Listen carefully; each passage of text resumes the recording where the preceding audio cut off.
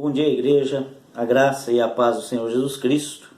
Estamos aqui para mais um domingo pela manhã, trazer porção da palavra do nosso Deus, continuar os nossos estudos acerca do credo apostólico. Como prometido no domingo passado, hoje eu trago aí o estudo sobre o Espírito Santo no credo apostólico. Como o texto do credo apostólico diz, creio no Espírito Santo. Mas antes de iniciarmos os nossos estudos, vamos orar, pedir que Deus esteja nos abençoando neste momento. Feche teus olhos, curva a tua fronte, oremos ao Senhor. Pai Santo, Deus amado e todo-poderoso, louvado, exaltado e glorificado seja o teu nome, Deus. Pai, em nome e por amor de Cristo Jesus, primeiramente, Deus, nós nos chegamos à tua bendita presença, Deus, nos confessamos, ó Deus, como pecadores, como carentes da tua graça, da tua misericórdia, do teu perdão, Pai. E te pedimos que em Cristo Jesus o Senhor perdoe os nossos pecados, nos lave de toda nossa imundície, ó Pai, e nos torne em Cristo Jesus, ó Deus, justificados, aptos para estar na tua presença, ó Pai. Perdoa todo e qualquer tipo de pecado, iniquidade, ó Deus, aqueles que estão, ó Deus, estamos cientes deles, aqueles que estão ocultos no nosso coração, ó Pai, que nada possa, ó Deus, ficar oculto dos teus olhos, e longe do teu perdão, ó Pai. E nesta manhã, nós também te pedimos, ó Pai, em nome e por amor de Cristo Jesus, que o Senhor venha com teu Santo Espírito nos iluminar, nossos corações e mente e alma, ó Pai, a fim de que, estudando a tua palavra, tenhamos mais conhecimento de ti, mais intimidade contigo e aprendemos mais nesta manhã, ó Pai. Assim nós oramos, pedimos e agradecemos, em nome de Cristo Jesus, o teu Filho e Senhor da igreja, o nosso Senhor, amado e Salvador Jesus Cristo. Amém. Irmãos, como nós vínhamos falando, o Espírito Santo faz parte desse estudo do credo apostólico porque é a terceira pessoa da Trindade, como nós estudamos na doutrina cristã, né? Deus Pai, Deus Filho, Deus Espírito Santo.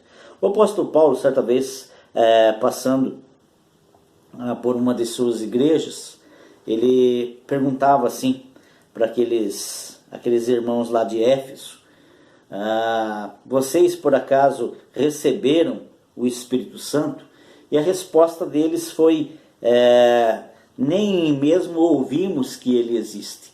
Então é claro que aqueles, entre aspas, cristãos de Éfeso, até aquele momento não eram cristãos de fato. Eles foram sim batizados, mas no batismo de João, batismo para arrependimento, batismo que esperava a vinda de Cristo, o Senhor e Salvador. Mas ainda não tinham sido batizados conforme a instrução do nosso Senhor e Salvador Jesus Cristo, em nome do Pai, do Filho e do Espírito Santo. Então Paulo vai os batizar em nome do Pai, do Filho e do Espírito Santo, e eles vão receber o Espírito Santo e todos os dons do Espírito Santo, né? Conforme o texto relata para nós, né? Então, quando Paulo passa lá pela cidade de Éfeso. Mas quem é o Espírito Santo? Como eu disse, é a terceira pessoa da Trindade. É o Deus Pai, Filho e Espírito Santo. Quando ele age, a partir de que momento nós entendemos que o Espírito Santo está agindo através dos relatos bíblicos? Como que a gente reconhece isso através dos relatos bíblicos? Já lá no livro de Gênesis. Eu te convido a abrir lá no Gênesis. Eu vou começar o texto aqui, já em Gênesis capítulo 1. Nós temos esse relato. Então, Gênesis, lá no Antigo Testamento, o primeiro livro da Bíblia, capítulo 1, verso 2. E a terra estava vazia e sem forma, e havia trevas sobre a face do abismo, e o Espírito de Deus se movia sobre a face das águas. O Espírito ali em maiúsculo, né, para dizer que o Espírito está ali, né? Na formação do homem, nós também vamos encontrar esse relato. Quando as Sagradas Escrituras relatam assim para nós: façamos o homem a nossa imagem, conforme a nossa semelhança, aqui também no livro de Gênesis, nós estamos encontrando aí a terceira pessoa da Trindade, junto com o Pai e o Filho, agindo também, né? Então, esses dois relatos de Gênesis vêm corroborar com todo o ensino bíblico, né, partindo de Gênesis, que Deus é Pai, é Filho e Espírito Santo, né? Nós vamos lembrar também que os evangelhos, quando do batismo de Jesus, nós vemos também as três pessoas da Trindade, né, Santa agindo. Diz que o Filho desce às águas para ser batizado, o Espírito de Deus desce em forma de pomba sobre ele, e o Pai, lá do alto dos céus, ele então diz: eis o meu Filho amado, em quem me comprazo. Então, as Sagradas Escrituras, elas nos mostram que Deus Pai, Deus Filho e Deus Espírito Santo estão juntos no ato da criação, estão juntos ali na hora do batismo do nosso Senhor e Salvador Jesus Cristo, estão juntos no nascimento, na concepção de Cristo, né? O Espírito, quando é anunciado o nascimento de Cristo, né? Quando José está perturbado, então o anjo vem ter com ele em sonho, né? Diz o que foi gerado do Espírito, né? Nós temos esse relato, né, do nascimento de nosso Senhor e Salvador Jesus Cristo, e ele venha nos ensinar também dessa parte aí da questão de que Deus Pai, Deus Filho, Deus Espírito Santo sempre agem juntos, né? Só deixa eu localizar aqui o texto, então, né?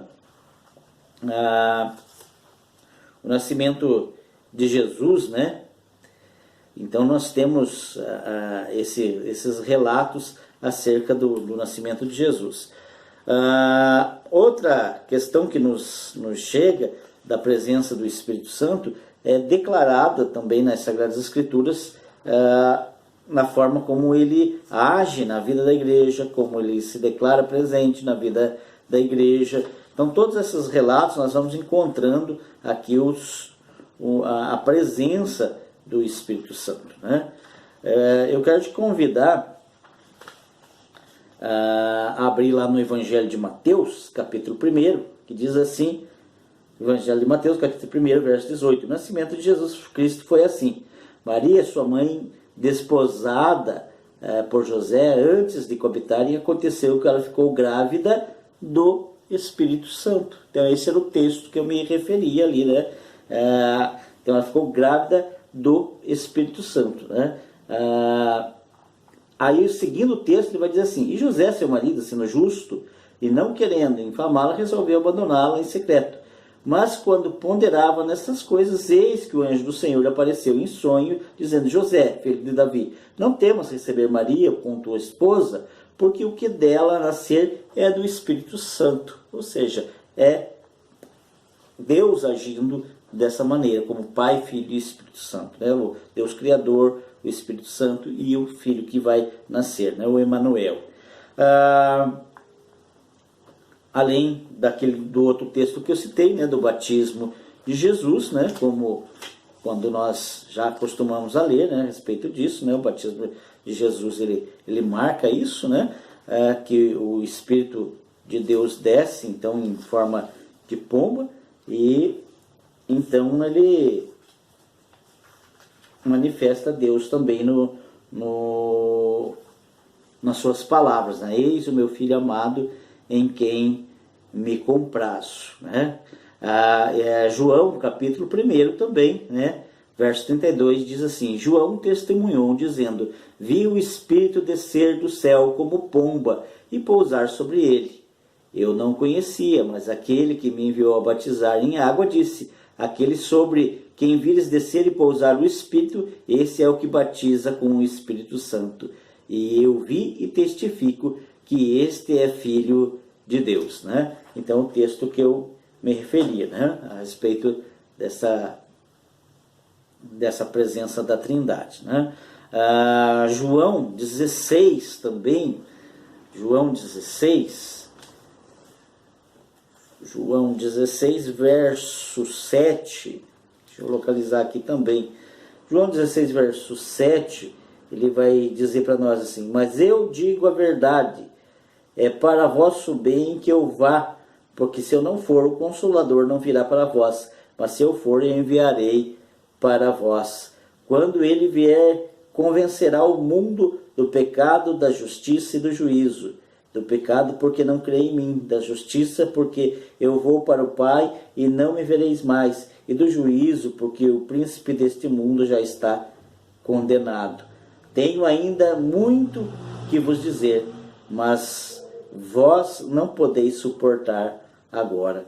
Mas quando o Espírito da verdade vier, ele vos guiará em toda a verdade, pois não falará por si mesmo, mas dará tudo o que tiver ouvido e vos anunciará coisas futuras. Ele me glorificará, porque receberá do que é meu e vos anunciará. Tudo que o Pai tem é meu, por isso vos disse que há de receber do que é meu e vos há de anunciar. Então, essa presença do Espírito. Então, se nós fôssemos procurar a palavra Santíssima Trindade, ou somente Trindade, ou Trindade Santa nas Sagradas Escrituras, nós não iríamos encontrar. Mas é nítido para nós cristãos que Deus é Pai, que Deus é Filho e Deus é Espírito Santo, porque as Sagradas Escrituras assim relatam. Então, o Espírito Santo é a terceira pessoa da Trindade. O Espírito Santo é Deus. É Deus presente no mundo, é Deus presente no homem, agindo no homem. O texto de Romanos 8:11 também vai nos dizer, Paulo vai declarar que o Espírito Santo de Deus efetuou a ressurreição de Cristo e também a nossa. Então, Romanos 8, verso 11.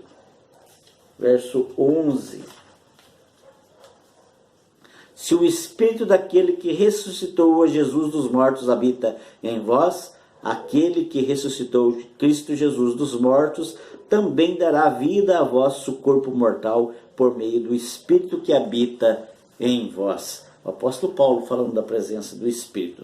O Salmo 139 declara que o Espírito Santo de Deus é onipresente, isto é, está presente em toda a parte. Então, se ele está presente, ele é onipresente, a onipresença é um dos atributos de Deus. Então, se o Espírito Santo tem esse atributo, ele é Deus. Salmo 139, verso 7, diz assim para nós: para onde posso ir do teu Espírito? E para onde fugirei da tua presença? Se eu subir aos céus, tu estás lá. Se fizer minha cama no Seol, tu também estás. Se levanto nas asas da alva, se eu morar no lugar mais longínquo do mar, tua mão me guiará ali também, e tua destra me conduzirá. Se eu disser, certamente a escuridão me ocultará, e a luz se tornará noite ao meu redor, mesmo as trevas não serão escuras para ti. A noite resplandecerá como o dia, pois a escuridão é como luz para ti. Essa onipresença do Espírito Santo de Deus. Em Atos dos Apóstolos, é o começo da igreja. Como que a gente vê isso? Eu lembro muito bem do texto de Ananias e Safira. O Pedro fala: mentistes ao Espírito Santo. Verso 3 do capítulo 5 de Atos. Verso 3. Então disse Pedro: por que encheu Satanás teu coração para que mentisse ao Espírito Santo, reservando parte do dinheiro da venda do campo? Porque mentistes ao Espírito Santo. Essa é a declaração de Pedro. Então o Espírito Santo é Deus, é a terceira pessoa da Trindade, é o Deus presente. O mesmo livro de Atos dos Apóstolos, no capítulo 8, no verso 27, ele vai dizer para nós o seguinte: eis que um eunuco etíope, alto funcionário de Cândace, rainha dos etíopes, o qual era superintendente de todo o seu tesouro, viera a Jerusalém para adorar, e estava de volta e assentado no seu carro, vinha lendo o profeta Isaías. Então disse o Espírito a Felipe: aproxima-te desse carro e acompanha. Correndo Felipe, ouviu-o lendo o profeta Isaías e perguntou: compreendes o que lês? Ele respondeu: como poderei entender se alguém não me explicar? E convidou Filipe a subir e sentar juntos com ele. As passagens das Escrituras que estava lendo era esta: e ele foi levado como ovelha ao matadouro, como cordeiro mudo diante do tosqueador, não abriu a sua boca. Na sua humilhação lhe negaram justiça. Quem poderá descrever a geração? Porque a sua vida é tirada da terra. Então o eunuco disse a Felipe: peço-te que me explique que o profeta está falando. Fala de si mesmo ou de outro? Então Felipe, começando por esta passagem da Escritura, explicou e anunciou Jesus. Então quem levou Felipe? Foi o Espírito, que levou ele lá. Então as funções do Espírito, uma das funções do Espírito é converter o homem. Converter o homem a Cristo Jesus, iluminar o coração do homem para que ele reconheça a Cristo. O Espírito Santo, ele mostra isso para o homem. O Espírito Santo também toma essa direção de iluminar, de instruir, de direcionar, de convencer o homem do pecado, do juízo, da condenação, como disse Jesus Cristo lá no Evangelho de João, capítulo 16. Então são várias as questões que nós lemos a respeito do Espírito Santo. Por exemplo, o Espírito Santo, ele toma decisões, como diz lá em Coríntios 12, 1 Coríntios 12, verso 11. Verso 11, o Espírito Santo pode tomar decisões como Deus quer? Sim, mas um só, e é o mesmo Espírito que opera todas as coisas e distribuiu individualmente a cada um como quiser. Então ele decidiu, ele distribuiu, porque é o próprio Deus agindo, ele tem vontade própria. Também o Evangelho de João vai dizer para nós que ele fala e que ele guia, que o Espírito Santo nos fala e nos guia como filhos de Deus. João capítulo 16, que eu dizia, capítulo 16, do verso 14 em diante. Ele vai dizer para nós assim: ele me glorificará, porque receberá do que é meu e vos anunciará. Tudo que o Pai tem é meu, por isso vos disse que há de receber do que é meu e vos há de anunciar. Ele fala, ele guia, ele convence. 16:8, quando ele vier, convencerá o mundo do pecado, da justiça e do juízo.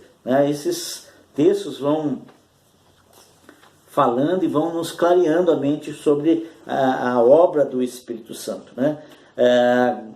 Nós vemos que as ações do Espírito Santo estão todas marcadas, então não há como o homem que crê em Deus, que crê em Jesus Cristo, negar a obra do Espírito Santo. Para terminar o texto de hoje, Efésios capítulo 4, verso 30, diz assim: e não entristeçais o Espírito Santo de Deus. Então o Espírito Santo também se entristece. Então a obra do Espírito Santo, ela é bem extensa.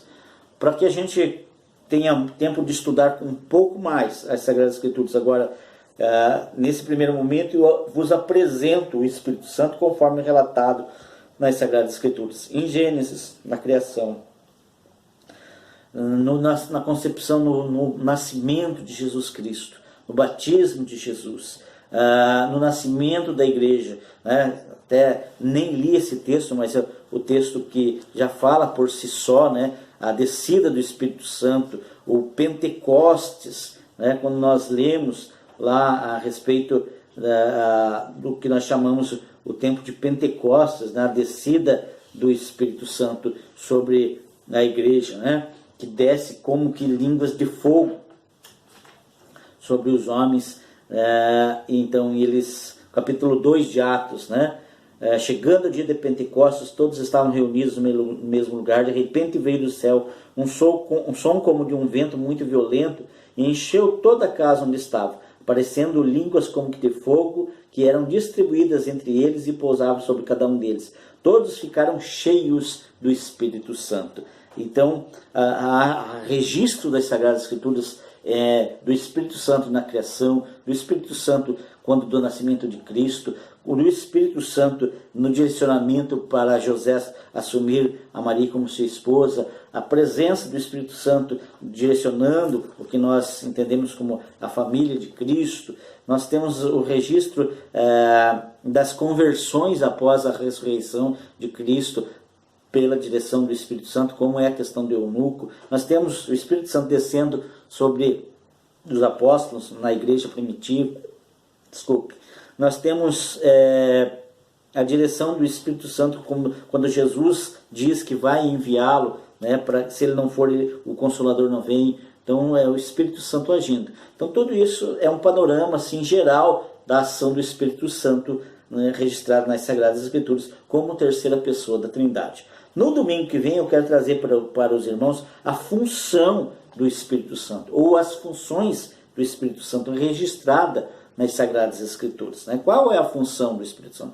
Consolador, né? O que convence o homem do pecado, do juízo, da condenação. Mas como essas obras são detalhadas nas Sagradas Escrituras? E a gente vai ler ali vários textos também, como fizemos hoje. Quero também falar sobre a atuação do Espírito Santo em nós. Então essas duas questões para o domingo que vem. Espero que você tenha estudado comigo, tenha aprendido um pouco mais. Se eu fui muito rápido no falar, pausa aí o vídeo, anota, busca nas Sagradas Escrituras e você vai ver que todos esses textos que eu mencionei estão ali desta maneira, bem registrados. Talvez não exatamente com as mesmas palavras, por conta da versão da Bíblia que você tem aí, mas todas elas vão relatar a mesma coisa, só que com palavras diferentes. E assim nós terminamos o estudo desta manhã. Que Deus te abençoe, que Deus ilumine com o seu Santo Espírito a tua mente, o teu coração, a fim de que o nome dele seja gravado no seu coração e o nome dele seja louvado, bendito e adorado por ti. Que Deus nos abençoe nessa manhã de domingo, estudando as Sagradas Escrituras. Vamos encerrar orando ao Senhor. Oremos. Pai amado, Deus Santo e Todo-Poderoso, louvado, exaltado e glorificado seja o teu nome. Senhor, em nome e por amor de Cristo Jesus, nós te agradecemos pelo estudo dessa manhã, por estudar a tua palavra, ó Deus, mais uma vez, e te pedimos, ó Deus, que o Senhor venha, em nome de Jesus Cristo, com a presença do teu Santo Espírito, nos iluminar, nos instruir, nos direcionar, a fim de crescermos em graça e em sabedoria diante do Senhor. Toma-nos também nesse dia, guarda o nosso dia, que esse dia seja para a honra, glória e louvor do teu nome, e que possamos também, assim como fizemos a exemplo desta manhã com os que estavam no templo, também possamos, ó Deus, fazer à noite, cultuando também o Senhor na beleza da tua santidade, com o nosso culto no lar, através das nossas mídias sociais, Pai. Assim nós oramos, assim nós agradecemos, assim nós te bendizemos e te adoramos em nome e por amor de Cristo Jesus, o teu Filho, Senhor nosso, hoje e para sempre. Amém. Irmãos, tenham todos um bom dia, que Deus vos abençoe, que a graça e a paz do nosso Senhor Jesus Cristo sejam abundantes na vida de cada um. Um bom dia, um grande abraço, até a próxima.